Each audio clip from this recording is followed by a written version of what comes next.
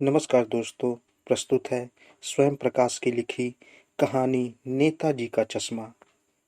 हालदार साहब को हर 15वें दिन कंपनी के काम से सिलसिले में उस कस्बे से गुजरना पड़ता था। कस्बा बहुत बड़ा नहीं था जिसे पक्का मकान कहा जा सके, वैसे कुछ ही मकान, और जिसे बाजार कहा जा सके वैसा एक ही बाजार था। कस्बे में एक लड़कों का स्कूल, एक लड़कियों का स्कूल, एक सीमेंट का छोटा सा कारखाना, दो ओपन एयर सिनेमा घर और एक दो नगर पालिका भी थी। नगर पालिका थी तो कुछ न कुछ करती भी रहती थी। कभी कोई सड़क पक्की करवा दी, कभी कुछ पेशाब घर बनवा दिया, कभी कबूतरों की छतरी बनवा दी, तो कभी कवि सम्मेलन करवा दिया। इसी नगर पालिका के किसी उत्साही बोर्ड या प्रशासनिक अधिकारी ने एक बार शहर के मुख्य बाजार के मुख्य चौराहे पर नेताजी सुभाष चंद्र बोस की एक संगमरमर की प्रतिमा लगवा दी। यह कहानी उसी प्रतिमा के बारे में है, बल्कि उसके भी एक छोटे से हिस्से के बारे में। पूरी बात तो अब पता नहीं, लेकिन लगता है कि देश के अच्छे मूर्तिकारों की जानकारी नहीं होने की और अच्छी मूर्ति की लागत अनुमान और उपलब्ध बजट से कहीं बहुत ज़्यादा होने के कारण काफ़ी समय ऊपापोह और चिट्ठी पत्री में बर्बाद हुआ होगा, और बोर्ड की शासन अवधि समाप्त होने की घड़ियों में के स्थानीय कलाकार को ही अवसर देने का निर्णय किया होगा, और अंत में कस्बे के इकलौते हाई स्कूल के इकलौते ड्राइंग मास्टर, मान लीजिए मोतीलाल जी, को ही यह काम सौंप दिया गया होगा, जो महीने भर में मूर्ति बनाकर पटक देने का विश्वास दिलाते रहते थे। जैसा कि कहा जा चुका है कि मूर्ति संगमरमर की थी। टोपी नोक से कोट के दूसरे बटन तक कोई 2 फुट ऊंची, जिसे कहते हैं बस्ट, और सुंदर भी। नेताजी सुंदर लग रहे थे, कुछ कुछ मासूम और कमसिन। फौजी वर्दी में मूर्ति को देखते ही दिल्ली चलो और तुम मुझे खून दो वगैरह याद आने लगते थे। इस दृष्टि से यह सफल और सराहनीय प्रयास था। केवल एक चीज की कसर थी जो देखते ही खटकती थी। नेताजी की आंखों पर चश्मा नहीं था, यानी चश्मा तो था लेकिन संगमरमर का नहीं था। एक सामान्य और सचमुच के चश्मे का चौड़ा काला फ्रेम मूर्ति को पहना दिया गया था। हालदार साहब जब पहली बार इस कस्बे से गुजरे और चौराहे पर पान खाने रुके, तभी उन्होंने इसे लक्षित किया और इनके चेहरे पर एक कौतुक भरी मुस्कान फैल गई। वाह भाई, यह आइडिया भी ठीक है। मूर्ति पत्थर की लेकिन चश्मा रियल। जीप कस्बा छोड़कर आगे बढ़ गई। तब भी हालदार साहब इस मूर्ति के बारे में ही सोचते रहे और अंत में इस निष्कर्ष पर पहुंचे कि कुल मिलाकर कस्बे के नागरिकों का यह प्रयास सराहनीय ही कहा जा चाहिए।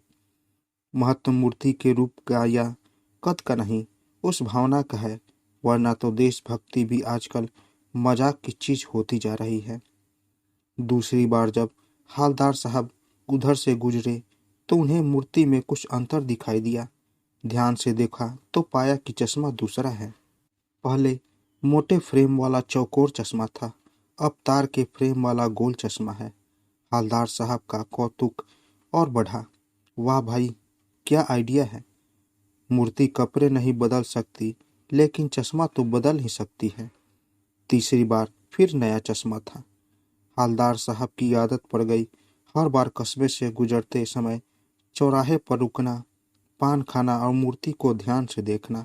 एक बार जब कौतूहल दुमनिय हो उठा तो पान वाले ने ही पूछ लिया, क्यों भाई, क्या बात है, यह तुम्हारे नेताजी का चश्मा हर बार बदलते कैसे जाता है। पान वाले के खुद के मुंह में पान ठूसा हुआ था। वह एक काला मोटा और खुशमिजाज आदमी था। हालदार साहब का प्रश्न सुनकर वह आंखों ही आंखों में हंसा। उसकी तोंद थिरकी।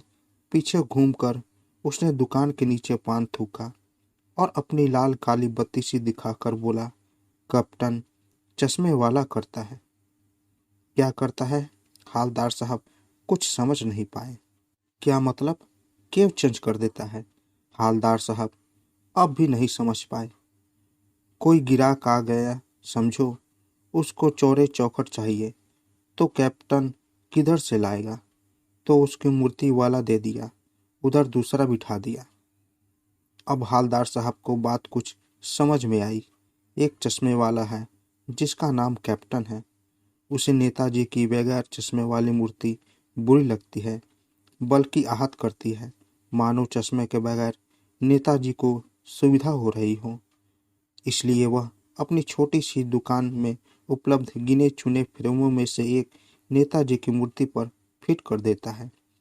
लेकिन जब कोई ग्राहक आता है और वो उसे वैसा ही फ्रेम की दरकार होती है जैसा मूर्ति पर लगा है, तो कैप्टन चश्मे वाला मूर्ति पर लगा फ्रेम संभवतः नेताजी से क्षमा मांगते हुए लाकर ग्राहक को दे देता है और बाद में नेताजी को दूसरा फ्रेम लौटा देता है।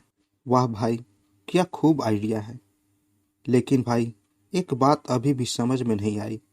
हालदार साहब ने पान वाले से फिर पूछा, नेताजी का ओरिजिनल चश्मा कहाँ गया? पान वाला दूसरा पान मुंह में ठूस चुका था। दोपहर का समय था, दुकान पर भीड़ भाड़ अधिक नहीं थी। वह फिर आंखों ही आंखों में हंसा।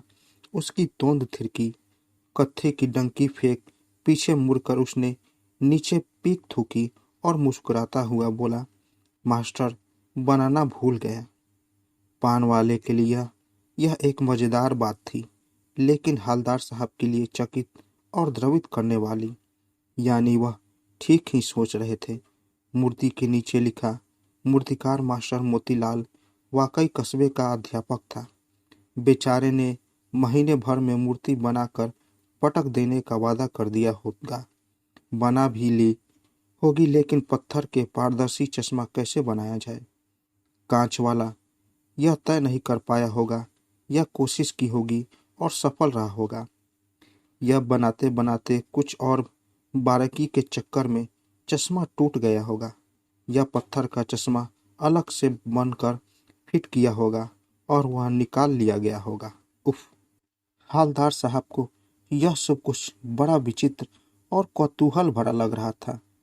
इन्हीं ख्यालों में खोए खोए पान के पैसे चुकाकर चश्मे वाले की देशभक्ति के समक्ष नतमस्तक होते हुए वह जीप की तरफ चले। फिर रुके, पीछे मुड़े और पान वाले के पास जाकर पूछा, क्या कैप्टन चश्मे वाला नेताजी का साथी है या आज़ाद हिंद फौज का भूतपूर्व सिपाही? पान वाला नया पान खा रहा था। पान पकड़े अपने हाथ को मुंह से 1.5 इंच ऊपर दूर कर उसे हवलदार साहब को ध्यान से देखा। फिर अपनी लाल काली बत्ती सी दिखाई और मुस्कुरा कर बोला, नहीं साहब, नहीं साहब, वो लंगड़ा क्या जाएगा फौज में? पागल है पागल। वो देखो, वो आ रहा है। आप उसी से बात कर लो, फोटो वोटो छपवा दो उसका कहीं। हालदार साहब को पान वाले द्वारा एक देशभक्त का इस तरह मजाक उड़ाया जाना अच्छा नहीं लगा। मुड़कर देखा तो अवाक रह गए। एक बेहद बूढ़ा मरियल सा लंगड़ा आदमी, सिर पर गांधी टोपी और आंखों पर काला चश्मा लगाए, एक हाथ में एक छोटी सी संदूक और दूसरे हाथ में एक बांस पर टंगे बहुत से चश्मे लिए अभी अभी एक गली से निकला था और अब एक बंद दुकान के सहारे अपना बांस टिका रहा था। तो इस बेचारे की दुकान भी नहीं, फेरी लगाता है। हवलदार साहब चक्कर में पड़ गए। पूछना चाहते थे, इसे कैप्टन क्यों कहते हैं? क्या ये कहीं इसका वास्तविक नाम है? लेकिन पान वाले ने साफ बता दिया था कि अब वह इस बारे में और बात करने को तैयार नहीं। ड्राइवर ने भी बेचैन हो रहा था, काम भी था। हवलदार साहब जीप में बैठकर चले गए। 2 साल तक हवलदार साहब अपने काम के सिलसिले में उस कस्बे से गुजरते रहे और नेताजी की मूर्ति में बदलते हुए चश्मों को देखते रहे। कभी गोल चश्मा होता तो कभी चौकोर, कभी लाल, कभी काला, कभी धूप का चश्मा, कभी बड़े कांचों वाला गोल चश्मा, पर कोई न कोई चश्मा जरूर होता।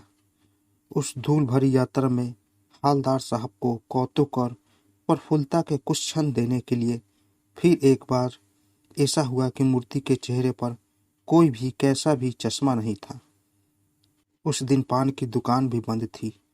चौराहे की अधिकांश दुकानें बंद थी। अगली बार भी मूर्ति की आंखों पर चश्मा नहीं था। हालदार साहब ने पान खाया और धीरे से पान वाले से पूछा, क्यों भाई, क्या बात है? आज तुम्हारे नेताजी की आंखों पर चश्मा नहीं है। पान वाला उदास हो गया। उसने पीछे मुड़कर मुंह का पान नीचे थूका और सिर झुकाकर अपनी धोती के सिरे से आंख पोंछता हुआ बोला, साहब, कैप्टन मर गया। और कुछ नहीं पूछ पाए हालदार साहब।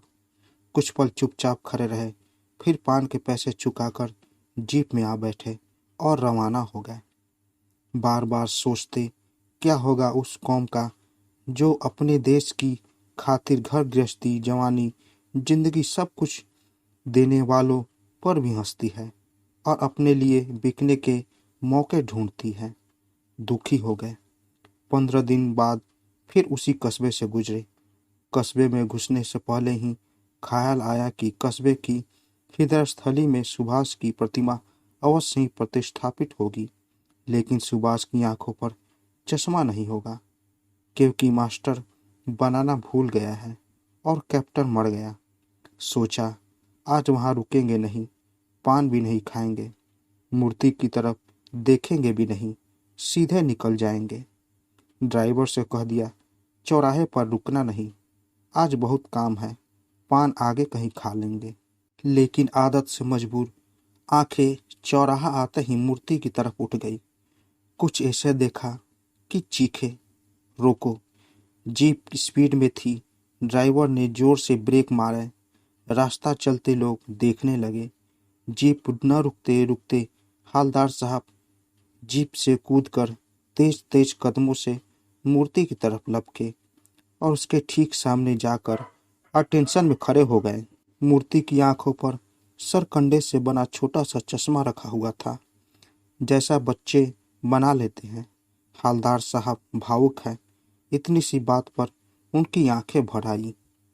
तो दोस्तों, कैसी लगी कहानी?